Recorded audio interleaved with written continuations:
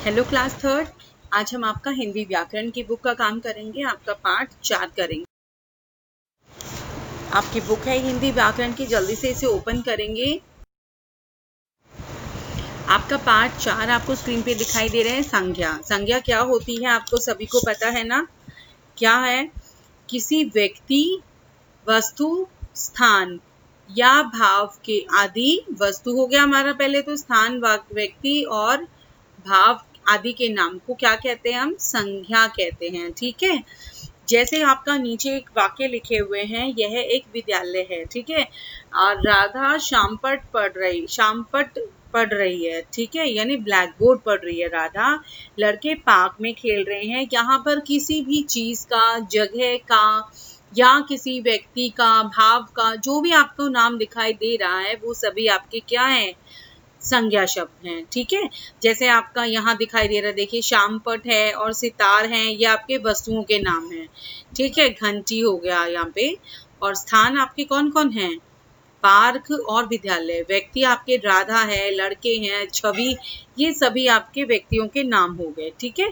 तो यहाँ पर आपका शब्द, संज्ञा शब्द का अर्थ हम समझ सकते हैं। ठीक है। और यहाँ आपका है, क्या है, यहाँ आपके संज्ञा के भेद करेंगे कि संज्ञा कितने प्रकार की होती है। तो यहाँ एक क्लियर शब्दों में लिखा हुआ है कि संज्ञा के 3 भेद होते हैं। सबसे पहला आपका है व्यक्तिवाचक संज्ञा। व्यक्ति का मतलब है जहाँ पर किसी विशेष व्यक्ति, वस्तु या किसी विशेष स्थान का पता चलता है, उसे व्यक्तिवाचक संज्ञा कहते हैं। ठीक है। जैसे तुलसीदास है हमारा, शुभ्रा है, ताजमहल है, ये हमारे पर्टिकुलर क्या हैं? किसी पर्टिकुलर चीजों के नाम, विशेष चीजों के नाम लिखे हैं, तो ये हमारे क्या हो जाएंगे? व्यक्तिवाचक संज्ञा हो जाएंगे। आई थिंक आप सभी को क्लियर हो रहा होगा। ठीक है। नेक्स्ट है आपका जातिवाचक संज्ञा। जाति का मतलब होता है कि पर्टिकुलर हमें कुछ विशेष चीज नहीं बताई गई है, लेकिन यहाँ पर किसी प्राणी, ठीक है, किसी प्राणी का या किसी पदार्थ का या किसी समुदाय के बारे में बात हो रही है, तो उसकी पूरी जाति का वो बोध कराते हैं। जैसे गाय है हमारी, गाय की भी आपको मालूम है बहुत सारी ब्रीड आती हैं। कोई काली पीली होती, कोई काली हो गई, कोई भूरी रंग की हो गई, कोई सफेद रंग की गाय। तो इस तरीके से हमारी गाय बहुत सारी, ब्रीड भी बहुत अलग अलग हो सकती है। ठीक है।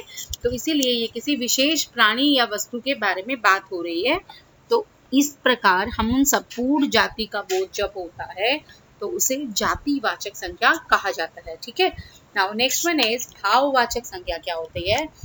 जिन शब्दों से किसी, हाँ जी, किसी व्यक्ति या वस्तु के गुण या दोष, गुण या दोष यानी उसके बारे में कुछ गुण बताया जा रहा है, स्थिति यानी वो कंडीशन बताई जा रही है, या उसके भाव।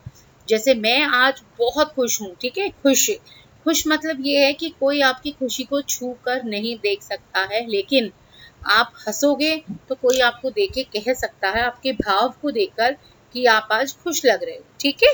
तो ये जो चीजें हैं, जैसे सुंदरता है आपकी, बचपन वर्ड है आपका, और एक निर्बलता, ये आप छू नहीं सकते हम इन चीजों को, इन भावों को, लेकिन हम देखकर बता सकते हैं। जैसे ये लड़की बहुत सुंदर है। ठीक है। तो ये हमारे भाववाचक, हाँ जी बिल्कुल, ये हमारे भाववाचक संज्ञा शब्द है। ठीक है बेटा। नाउ जैसे आपका स्क्रीन पे दिखाई दे रहा है आपको, ये आपका प्रश्न फर्स्ट है, पहला प्रश्न है आपका, सही उत्तर पर निशान लगाना है सही का। ठीक है। तो निम्न में से किसी भी संख्या भाववाचक कौन सी है? आपका है सौंदर्य, क्योंकि मैंने अभी पीछे बताया था कि इसको आप छू नहीं सकते सौंदर्य को, तो ये आपका भाववाचक संज्ञा होगा। ठीक है। और निम्न में से कौन सी जो संज्ञा है आपकी व्यक्तिवाचक है? कौन सी है आपकी व्यक्तिवाचक? हाँ जी बिल्कुल सही, आपकी व्यक्तिवाचक है हाथी। ठीक है। हाथी कैसे हो जाएगा? नो, आपका आंसर होगा हरियाली। नो, दिस इज नॉट, हरियाली को आप छू नहीं सकते बेटा, देख सकते हैं सिर्फ। यहाँ पर किसी पर्टिकुलर व्यक्ति का नाम दिया है, तो वो रामदेव, किसी विशेष व्यक्ति का नाम है यहाँ पे। ठीक है। और नेक्स्ट है आपका, संख्या के कितने भेद होते हैं? अभी हमने क्लियर किया है पीछे, हमारे 3 भेद होते हैं। ठीक है। तो इस तरीके से हम इसको कंप्लीट करेंगे। फाइन। और नेक्स्ट है आपका संख्या शब्दों पर गोला बनाएं। ठीक है, तो जो आपके यहाँ पर जैसे हम, तुम, पुस्तक आपका है तो आप पुस्तक पे गोला लगाएंगे। सेम आपकी गेंद हो गई, चीज का नाम है। यहाँ आपकी मिठाई भी चीज का नाम है। सुंदरता भी आपका कौन सा है, भाववाचक। मेज भी आपकी किसी पर्टिकुलर चीज का नाम है। पेन भी आपकी किसी विशेष वस्तु का नाम है। लाल किला किसी विशेष स्थान का नाम है। तो ये सभी आपके संज्ञा शब्द हो गए। ठीक है, और जैसे आपका प्रश्न 3 आपको स्क्रीन पे दिखाई दे रहा है, आपको क्या करना है, यहाँ पे जो आपको शब्द दिखाई दे रहा है उसके सामने आप उसके भेद लिखेंगे। ठीक है, जैसे आपको स्क्रीन पे दिखाई दे रहा है, मैंने ऊपर वाला आपको दिखा दिया था वहां करके। सेकंड भी मैं कर चुकी थी और थर्ड आपको भेद लिखने थे इनके। ठीक है, तो आप यहाँ से इनके भेद लिखेंगे पूरे। ठीक है, और यहाँ आपका आंसर कंप्लीट होते हैं। फाइन बेटा।